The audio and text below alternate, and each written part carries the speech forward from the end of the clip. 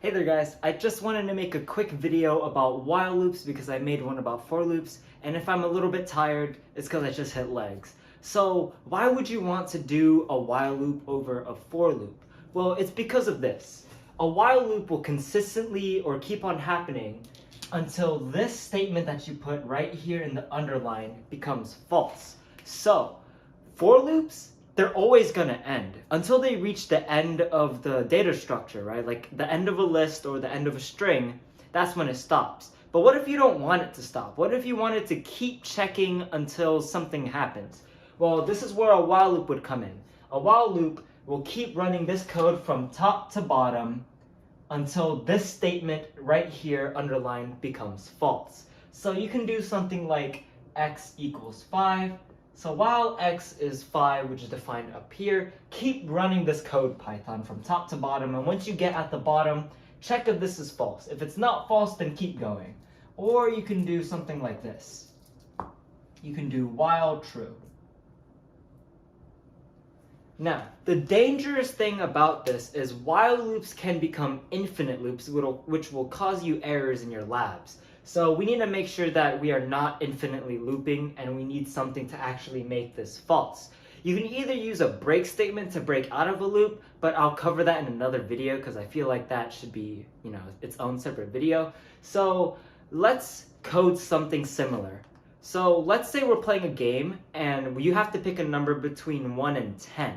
And I'm going to keep on asking you inputs until you gave me the right number. So let's switch to the computer and actually code this. Alright, so here we are on PyCharm and we're going to play a game. So you have to guess a number, and if you don't guess my number, then I'll just keep on asking.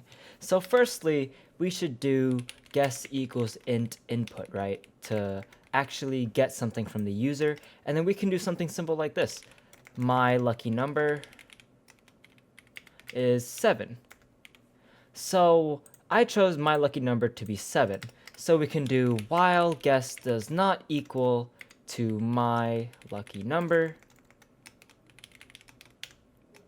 Then you would want to ask again. And let's actually put prompts in here. So let's say guess my number. And then say wrong, guess again. Okay, but what is wrong with this right here? Well, if we only do print wrong, this will become an infinite loop because we never ask for another input. So one mistake that I keep on seeing is you're getting an error because we are not asking them again. So if we run this in PyCharm, you'll see the bottom right here that it'll just spam wrong. And that's not what we want, because guess not being equal to my lucky number, if the guess is wrong, guess is never going to change again. So this statement will always be true. And this is what an infinite loop will look like. So let's say we guess 5. And then as you can see, we are stuck in an infinite loop where this statement right here is always true. So how can we fix that? Well, the code before, we can fix that by simply just asking them again, asking them another input. And as you can see, we do 5, wrong, guess again, 4. So we don't have that infinite loop. It'll keep on going until we get the right number, but that infinite loop where it spams wrong is not going to happen. And if we guess the right number, which is 7, then it finishes. So maybe we can do a little print thing down here, not in the while loop, saying print good job. So let's see if that works. So 4, 5, and then 7. Good job. All right. So that's a simple thing about while loops and why you would want to use it over a for loop, because a for loop comes to an end eventually, whereas a while loop will keep on going until this statement is false. I remember I was helping someone in office hours today, or support hours, and they were removing something from a list. So let's actually code something like that. Okay, so right here I have typed out a program that'll iterate through test list, and if the element is 3, you would want to remove it, and if it's not, add it to this new list and then print it out. Theoretically, we should get a list which is 1, 2, 4, and 5, right? But let's see if we actually get that. Now, for some reason here, 4 got skipped. So what's happening? So this is one of the advantages that you can use with while loops rather than for loops. Now you can probably make it work with a for loop, but this is one of the reasons why I would use a while loop instead. So when Python's at index 0, right? Checks out, add it to the new list. Index 2 or index 1, append it to the new list. But when it gets here, it's equal to 3, so you have to remove it from the list, right? So that makes sense to us. But what happens with Python is, okay, we are at index 2 right now. So let's just kill it from the list. Okay, cool. Now 4 is at index 2. So move on to the next index, Python. And Python's like, okay, so we're on index 2, so we're going to move on to index 3. And this basically gets skipped because you're actually modifying the list while you're doing a for loop. So this is one of the unintended consequences of for loops, which you may run into. So this test list is currently being modified whenever this happens. The entire size changes, and 4 becomes the new index 2, 0, 1, 2.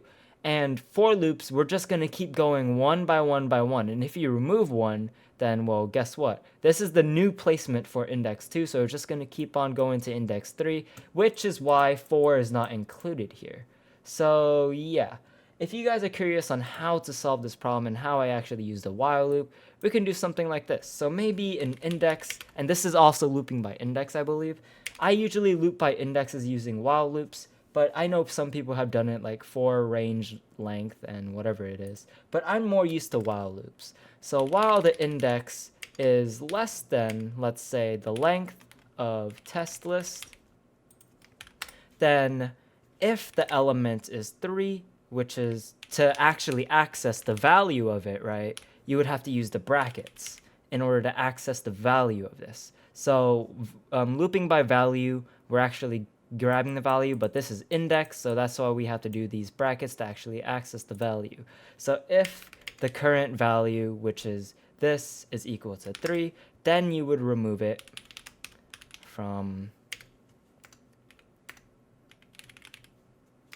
the list. Just copy and paste this.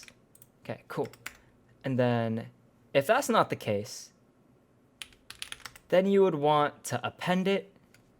So new list.append, and then whatever this is. And then this is currently an infinite loop, right? Because index is currently stuck at 0. So to fix that, we would do index plus equal 1. Okay, cool. So what is the logic behind this code? Python, you're going to keep on going, right? You're going to keep on going until it's 3. So the index is 0. It's going to hit this else statement and increment index by 1. When it's 1, same thing. It's going to go through this, append it, and increment it by 1 again. Now, whenever you reach this one, Python's going to be like, oh, okay, cool. So we are going to remove it, right? So let's remove it.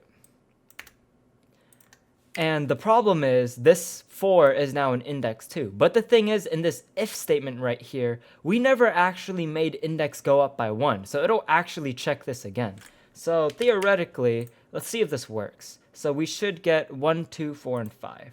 And as you can see, it worked. Instead of skipping over 4, we didn't increase the index. So we're going to say, okay, Python, the index, it's still going to be 2. So could you check that spot again and make sure it's not 3? Python will be like, all right, and it sees that it's 4. So remove the 3, check it again. Okay, it's 4. Go through the else statement right here, add it to the list, and then increment it again until it is greater than or equal to the length of the list, which would make this statement false.